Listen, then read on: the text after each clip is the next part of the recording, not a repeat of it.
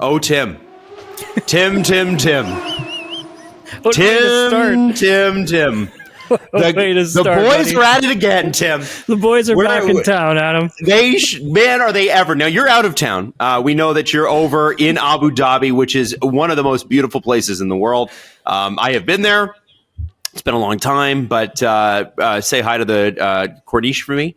And all the beautiful cars, and it's such an amazing place. And we are winding down this F1 season with an absolute bang. After George Russell claimed that Max Verstappen said that he was going to put his head through the wall at the next race because of their dust up at the previous race in the steward's office, where George was pushing for Max to get a penalty that Max didn't believe he should get. And just so I know, Tim, should Max have gotten that penalty or not? I mean, it's a gray area. I feel that probably. I feel that he shouldn't have. Because George was only on a prep lap.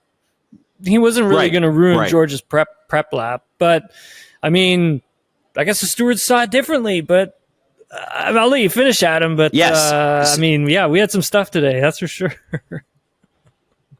So I just want to say this. The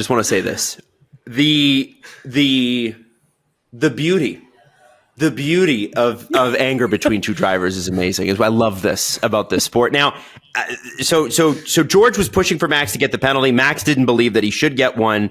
And Max called George two-face and said he's fake and he's phony and this is that. And these guys grew up together, right? Like this history between the two of them goes back, 15 years? And remember, these are not old men. These are guys in their mid-20s. Like that's a long time in a mid-20s. Yeah. Well, they got into it with each other in Brazil the one year, remember? Yes, they did. Yes, they did. So what's crazy, Tim, is that today George called Max a bully. And he said, people are allowing this to happen and that he's not above the law. And here's what he said. He said, I find it ironic that Max said all these things about me. Basically, I'm paraphrasing there. As Saturday night, as he said he was going to purposely go out of his way to crash me in and put me on my blanking head in the wall. So to question somebody's integrity as a person while saying comments like that the day before, I find is very ironic, and I'm not going to sit here and accept it. And he said, people have been bullied by Max for years now, and you can't question his driving abilities, but he cannot deal with adversity. Whenever anything has gone against him, Jeddah 21, Brazil 21, he lashes out. Budapest this year, the very first race his car wasn't dominant, crashing into Lewis, slamming his team. As I said, for me, those comments on Saturday night and Sunday were totally disrespectful and unnecessary. And so Max has responded. And this is where it gets really fun. And I'm going to pull all this up because remember, he also brings up, George brought up 2021 and he brought up how, you need to be a role model in this, right? He went the role model route. Lewis Hamilton he essentially says, and I'm paraphrasing again, Tim, that Lewis Hamilton was unfairly robbed of a championship. Everybody knows it. And that Lewis handled it with class. And he said, can you imagine if it had gone the other way, if the shoe was on the other foot, how Max would have reacted?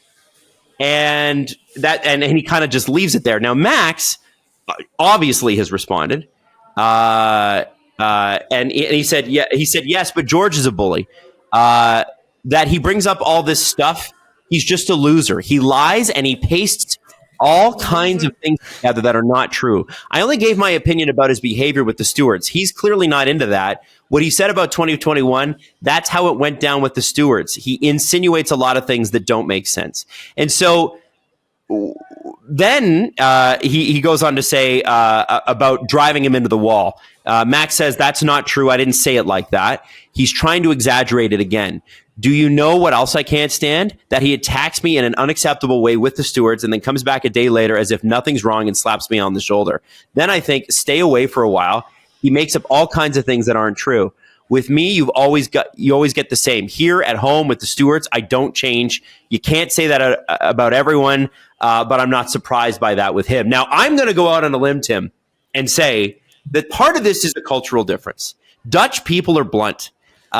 British people are charming and even when things are bad, they kind of sweep it under the rug and let's not acknowledge the elephant in the room. We're just going to sidestep it. And I'll tell you why. I'll tell you how I know that, Tim. My family, very British. My wife, very Dutch. Very Dutch. They hit you with, here's how I feel. And that is it. And so it's kind of jarring as a person from that cultural background. You go, oh my God, like you're just gonna come out and say that? You're gonna come out and say that to me? So I think there's a little bit of that playing into this. But I also think right to the point, Adam, you gotta like it. You gotta like it. Right to the point. I gotta say, and Tim, I'm gonna add one more thing to this. Toto Wolff has weighed in on this. Oh, I was just going to get to that. Okay, give me the quote, Tim. No, go. So basically, because the quote's hilarious. And the real big part of it that you need to say is he basically says, in response to Christian calling George hysterical in front of the stewards, because that's what Christian did. Yeah, and we talked about that too on the pod on Monday, Adam. We did. And Toto said, who does he think he is that he can comment on one of my drivers? But he's like, but then I stopped to think, yapping like a little terrier. He always has something to say.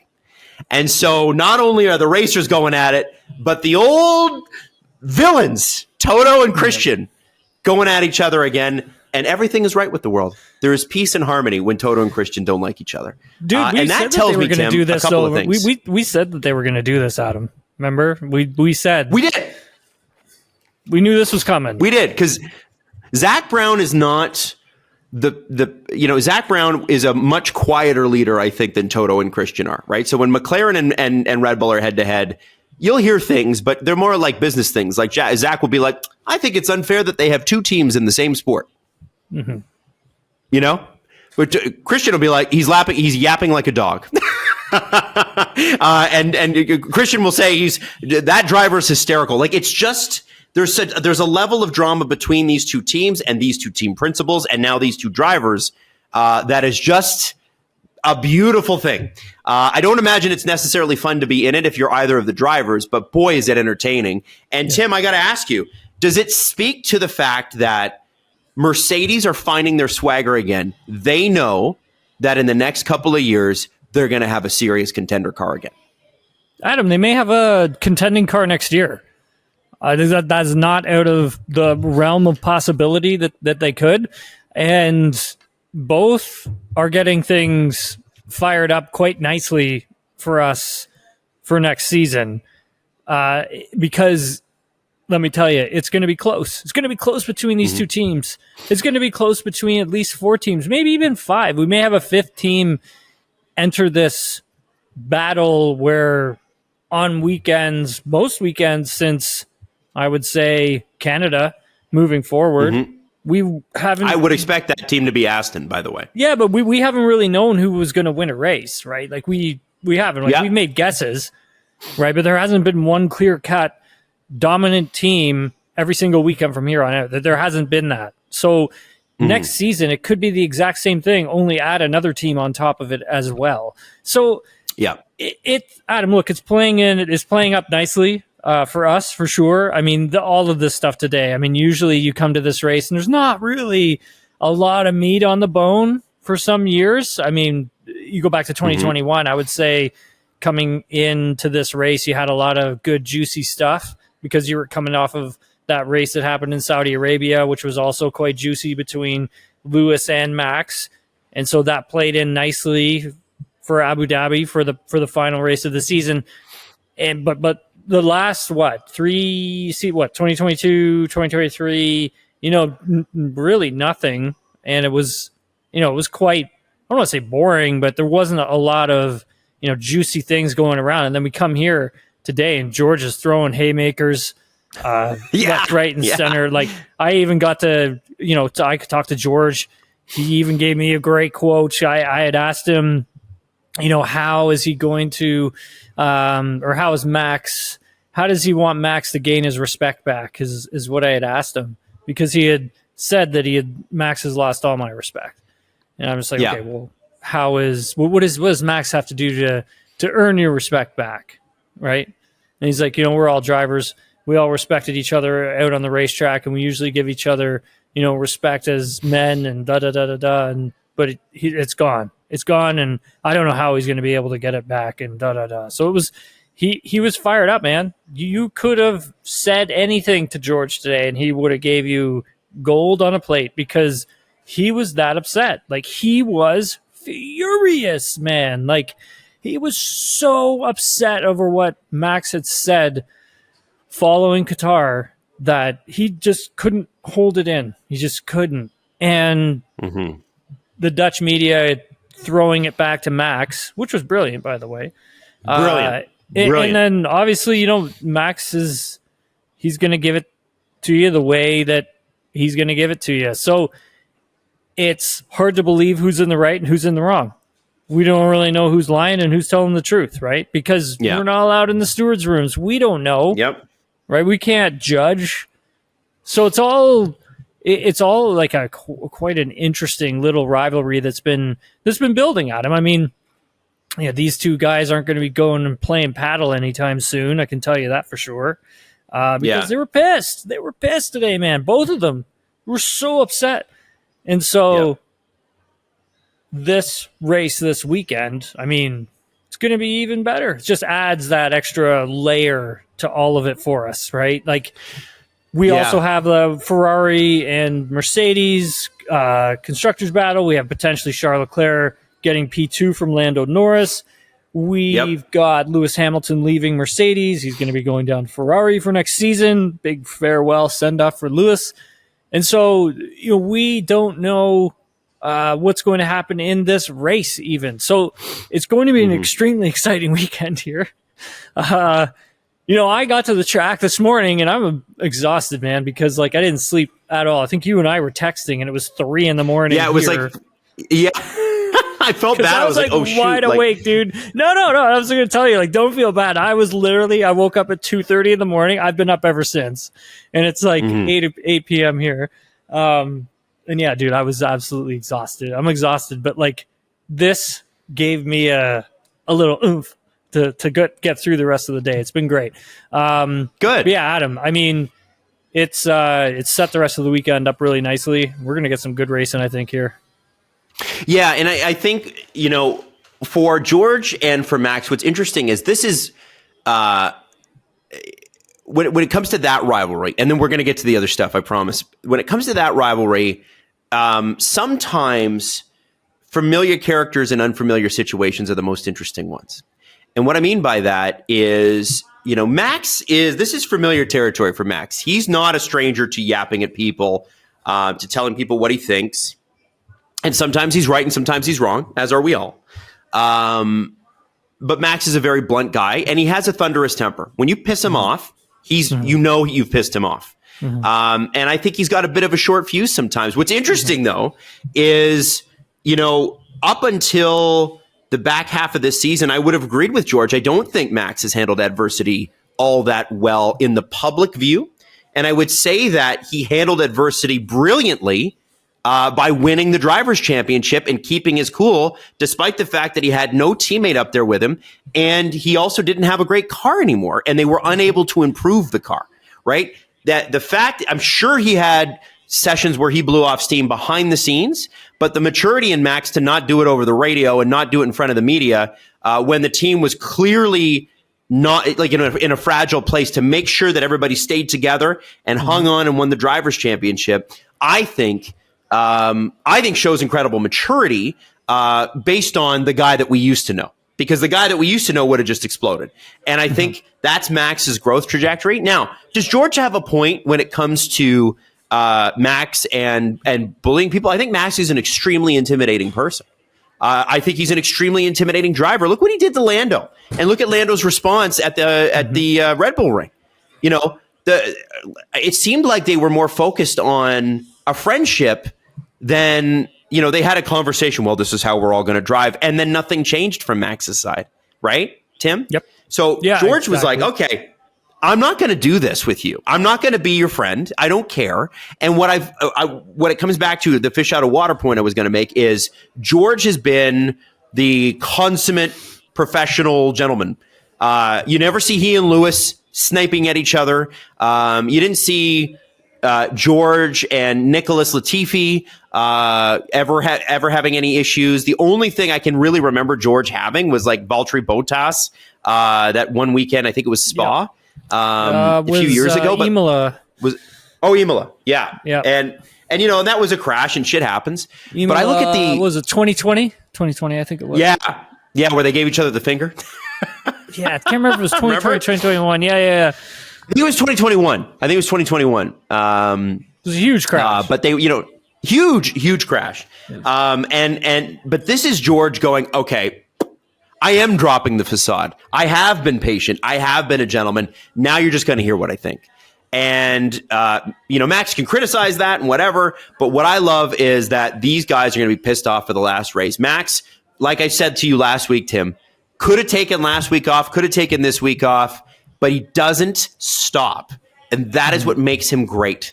It doesn't matter that he won the championship 3 races ago. He still wants to win every race. He won last week. He's going to try to win again this week. And I for one, am here for it. Now, as far as Toto and Christian go, Tim, this rivalry between the two of them has been going on for over a decade.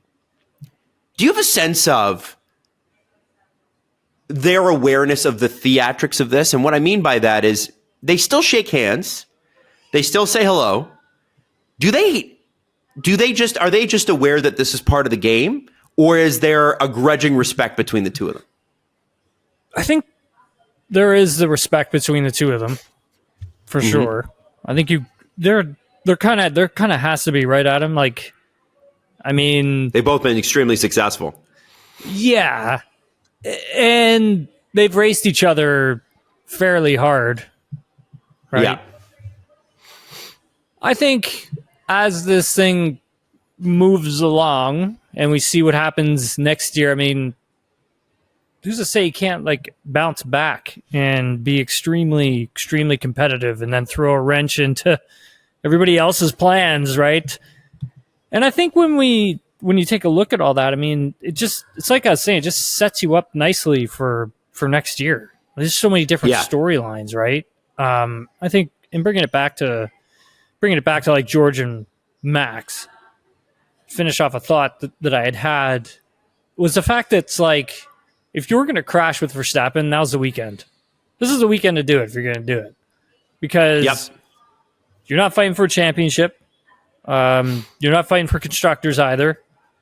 And you can risk not having the car repaired because you're not using it until Tuesday for tire testing. And if you're going to do it, now's the time. So if you're going to send a message in terms of not backing down, then I was talking about this with a few not F1 drivers, other drivers who were around this weekend, and we were just discussing, how I think you gain that level of respect with Verstappen when you're racing him is whether or not you're going to have a crash with him.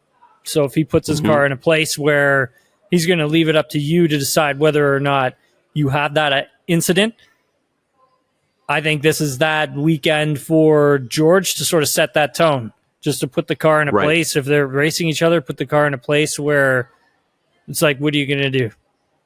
Right? So George hypothetically forces Max to make a decision on whether or not there's going to be an incident between the two of them. And then I think that sets the tone for the next season when it comes to those two racing wheel to wheel. Because, I brought it back, our conversation, to Lando and Max in Austria, where I'll say it again, that's where Lando should have set the tone when racing with Max, not in Mexico, because one of the guys that brought up Mexico, I was like, no. I'm like, he was just holding on to points. Like, Lando just needed to get points in Mexico. That's it. He just needed to score more points. Whatever he could do to hold on to points. He couldn't afford to, bang wheels with him or any of that. So I think for Lando, that situation will need to be rectified for next year too. But that's the thing with Verstappen. It makes him so brilliant, right? I wouldn't call it being a bully, essentially. I would just say he's a hard racer, man. That's just the way he is. Like, and we've seen it with other drivers in the past in Formula One. Like, this isn't going to change. It's never going to go away, and it shouldn't, because this is part of the sport, right? Like, I understand this is the sport. Yeah, and I understand George was upset, and I wanted to talk about that bully comment, because, I mean, yeah, he's going to try and bully you on the track. For sure. Sure. Well, Absolutely. Mean, he should. Like, I would. Like, there's a number of really aggressive drivers out there, Adam, who would, right? And they would be the ones who end up winning, right? So, yeah, that's why I say with this weekend, just to clarify everything I said off the top, like, it has so many different types of storylines running through it. And that's also another one that people should look out for, is if George and Max are together, how do they race each other? Well, and that's going to be exciting. I think if you're George Russell, though, so Max reminds me a lot of Schumacher, in the sense that Schumacher would put his car in a place and go, "Come and hit me." Yeah, and Schumacher could do that. Senna did the same. Senna did the same. Absolutely. Prost did the same. Like, it was, the guys that are the best do that. And the reason that they do it, and the reason that they can, is because they're so confident in their driving abilities, and oftentimes they're the ones that's leading the points, that they can afford to yield points to a driver that's fourth or fifth in the championship if driver number 2 doesn't get any either. Yes. And that's where that's a calculated risk on Max's part, right? You look go back to the Red Bull Ring, that Austria man, that podcast. I want to go back and listen to what we said there, because with the benefit of hindsight, it's become more amplified how Lando really needed to step in and say, "Hey, back off," right? Like, that's enough, like that kind of thing. And even if Max doesn't back off, you've said the words, now you got to put it on the track. George, in this instance, has said the words. He said what he said. Can't walk it back. Now you got to race it. Yep. There can't be a last lap, "Oh no, I screwed up and ran into the wall," which he did last year. There can't be a mistake. You want to go against the best driver in the world, and Max is. You cannot screw up. You got to win everything in qualifying. You got to win everything in the race. You got to have unbelievable strategy, and you have to have an unbelievable car. And I think their car can match Red Bull's car. I don't know how it will do in the desert, though, Tim. Yeah, it's a little warm here for them, I think, Adam, but we'll see. I mean, we'll see how it works for Red Bull too, right? Yeah, they overheat fairly easy. They need the cooler temperatures, but again, right, Adam, like, it could be the same for Red Bull as well. We don't know how strong they're going to be here either. I mean, I heard from Charles Leclerc, and it sounds like Ferrari is going to be very strong here. He feels fairly confident. And then when we take a look at that constructors, championship battle, that's going to make that part exciting. But if George and Max are involved in, dust ups on the track and things of that nature, it's important for both drivers to set the tone for next season. It's very important, going into, your Christmas break, where you're setting that tone, Adam. It's just so important. I totally agree, because they're going to be thinking about that for the next 3 months. And what I was going to say is that this is George's opportunity to put it on the track. You have. It doesn't matter how you finish. You better, if you go wheel to wheel with Max, you better be perfect. You better get the most out of that car, and get ready. If you're going to have that conversation, you're going to go against the best guy in the world, you better make sure that you don't miss. 100%. And I'm not talking about hitting him with your car. I'm talking about do not miss with your own race. And that creates excitement, and it drives sometimes the best out of people. It gives you performances that you haven't seen before. So that's what I'm hoping for. Now, for the rest of the grid, because I think we've kind of talked out the Max and George stuff, which is just phenomenal theater, and everything will be fine. Because this always happens. I can remember Lewis Hamilton and Sebastian Vettel, who are friends now, sniping at each other, and there's so many cases of this. Again, I will say this: Schumacher always had the lead when he dared somebody to crash into him. Max always has the lead when he dares you to crash into him. Why? Because it's the smart thing to do. Verstappen even had his car pointed like Schumacher would, starting P2 in Qatar last weekend. He did the same thing, where he just took the car and just tilted it on a bit of an angle where it's pointing in George's direction. And that's stuff that Schumacher would do as well. wasn't Jos Verstappen pretty friendly with Michael Schumacher? Weren't they buddies? Yeah, they were teammates too. So I think that Jos has probably imparted some of that information that he learned to Max, and it's worked. So the rest of the field, I want to talk about McLaren and Ferrari. It's Carlos Sainz's last race. We'll get to Lewis Hamilton later, by the way. Carlos Sainz's last race with Ferrari, Lewis taking over, but I don't want to focus on Lewis. I want to focus on Carlos, and I want to focus on this championship. McLaren haven't won a driver's championship in 25, 26 years. Ferrari haven't won in a long time as well. A constructors. And this means a lot to both of them, but for different reasons. I think for Ferrari, this is getting back to where everybody expects them to be. We expect you to be a winner. With McLaren, it's getting them back to where they think they should be, which is one of the top names in the sport. And I'm curious, Tim, who do you think winning this, who do you think this matters more to? Does this matter more to Ferrari or does this matter more to McLaren? I would think it's, my personal opinion is I think it would have to be Ferrari, only because of the amount of pressure that team is always under. We said this on the pod on Monday, Adam, but I'll repeat it again. It's that fact that, they are, the gold standard of teams, that have the history within the sport, like the Dallas Cowboys, like the Toronto Maple Leafs, New York Yankees. So it's the Boston Red Sox as well. So they are that team that have that history and the pressure of a country behind them. And I would say for them, it's extremely important. And I also think it would give them a boatload of confidence heading into next year with Lewis Hamilton coming over. The only reason I say for McLaren is the fact that they've been so strong all season long. And it's kind of do they need to really win this? I mean, I think, obviously they do, and they want the money. $140 million is $140 million. But that being said, I mean, when we take a look at both of these teams, I would say one team's under more pressure than the other, even though they all put themselves under pressure regardless. But I think in the global scheme of things, I would say Ferrari is the one that has the most amount of pressure on their shoulders. Yep. And I would agree with that. I think for McLaren Auto, for the McLaren brand, winning this world championship is an enormous priority because it helps you sell cars. And I think and $140 million. Ferrari is not going to have trouble selling Ferraris. Yes, true.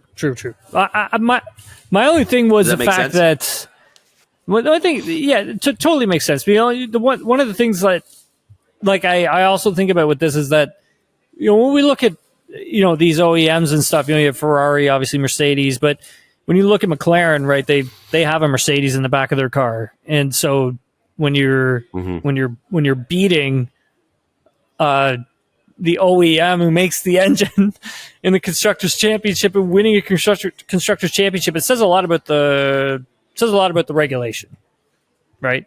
Yes. And it says a lot about how well the regulation has worked. Because you have a team like McLaren who's not an OEM, they don't make their power unit, and you strap a bought power unit from another team into your car, and you're beating that team. That's a huge deal, man. That is a huge deal. It may not look like much, but that is a massive deal for Mercedes to see that happen, right? Because they're the ones with all the backing. Well, they're the ones with the bigger facilities. They're the ones with more team personnel working behind the scenes. Better infrastructure. I mean, McLaren just got their new wind tunnel online, right? And Mercedes has been using their own for years. So, there's a lot that goes into that one, Adam. And I would say even if McLaren finishing P2, it's still going to be a bit of a black eye, I think, for Mercedes. Absolutely. I'm excited I really hope they win. I really hope McLaren wins this one. As a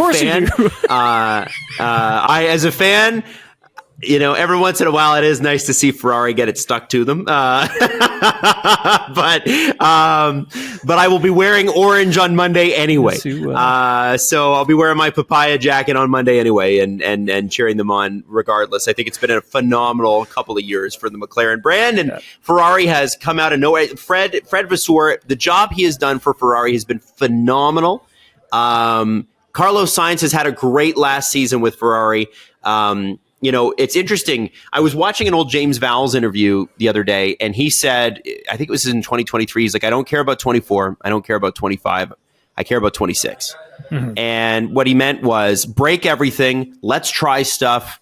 Mm-hmm. I want to be ready for 2026. Mm-hmm. And so that time frame that he gave, that 2.5-3 year time frame, is coming to an end here at the end of this next season. But Carlos Sainz coming into the team, I wonder if they've broken enough and improved enough to give Carlos the type of car that he probably should have.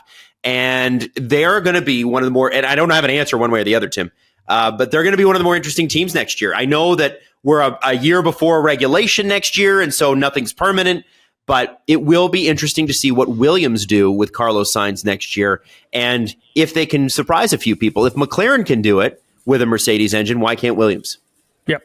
That would be fantastic if they could. Yeah, be cool, wouldn't it? Yeah, absolutely. Another good brand, an older brand in the sport. The other thing I want to ask you about, and I'm going to read this because Lewis just posted this on his Instagram, his Twitter, his LinkedIn. He posted a picture of he and George and the Mercedes team behind him.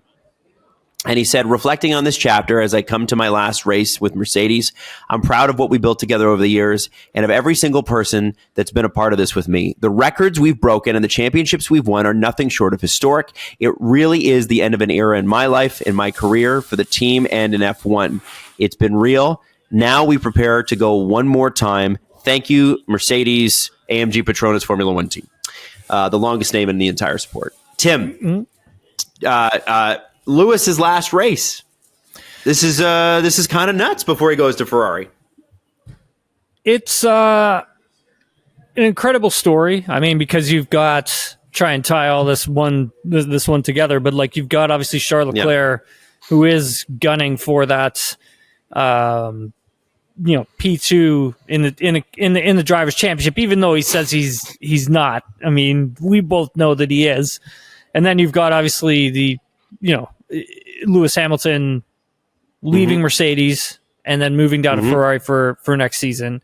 And that storyline, Adam, has dominated since January, buddy. We have been talking about this since January. Yes, we have. And then once we got to get it to happen, I mean, finally, this is it. We've made it to the last race. I'm excited to see what Mercedes does for the send-off because it is going to be quite big, I think. I don't know exactly what they've got planned. I've heard some things. I've been told a few things. Nothing I can say on here though. But I think it's going to be quite massive and it's going to be good. I think both driver and team have shown each other a lot of respect over this season because it's never easy when a driver or a team either gets rid of you or the driver decides to leave. It never usually really ends well. It's like, breaking up with, it's like breaking up with a girlfriend or whatever. I mean, it's never like an easy sort of break, not unless you're on Seinfeld and it's just, it's just easier. But in this paddock, these two names have been synonymous with each other, Lewis Hamilton and Mercedes. Always been together, right? They've always been together. Yeah. And they've won all of their championships together, albeit Lewis winning one with McLaren, but still had Mercedes power in the back of it. He's always been with this team. And so I admire how well Lewis has handled himself. I've admired how well Mercedes has handled the transition that will be incoming, and I think that's just showing you both of them have a lot of respect for one another. And it can't be easy, right? The car hasn't been easy to drive. Lewis is a fierce competitor, and he wants to leave on a high note. And unfortunately, for the last few seasons, it's been very difficult. This year, he's been up, he's been down. Again, with the car, up, down. But again, at the end of the day, Adam, I'm excited to see how this scenario plays out and what it looks like on Sunday. Yeah, me too, Tim. So listen, I'm going to leave you there because I know you got lots to do this weekend. But Tim, it was great to see you. I hope you do get some sleep. I'm so excited for this Grand Prix, and we will catch up again on Monday, sir. Thanks, buddy.